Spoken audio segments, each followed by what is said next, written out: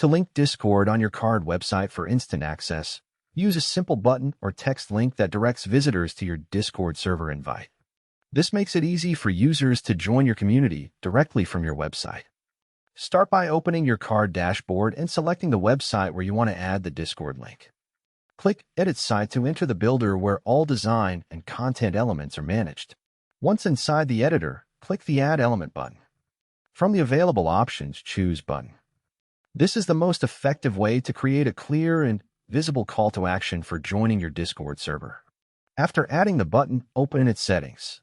In the label field, type a clear action phrase such as Join Discord, Join our community, or Enter Discord server. This helps users immediately understand what the button does. Next, paste your Discord invite link into the URL field. This link should be a valid invite URL created from your Discord server settings. Make sure it is active and not expired so users can join without issues.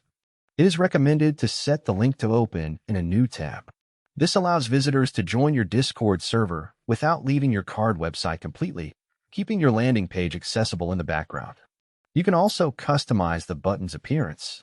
Adjust the color, size, and alignment so it fits your site's design. Many users place Discord buttons in hero sections or near contact areas for maximum visibility.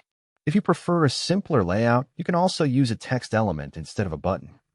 In that case, highlight the text and attach the Discord link directly to it.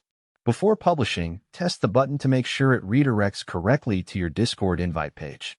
This ensures users won't encounter broken or expired links.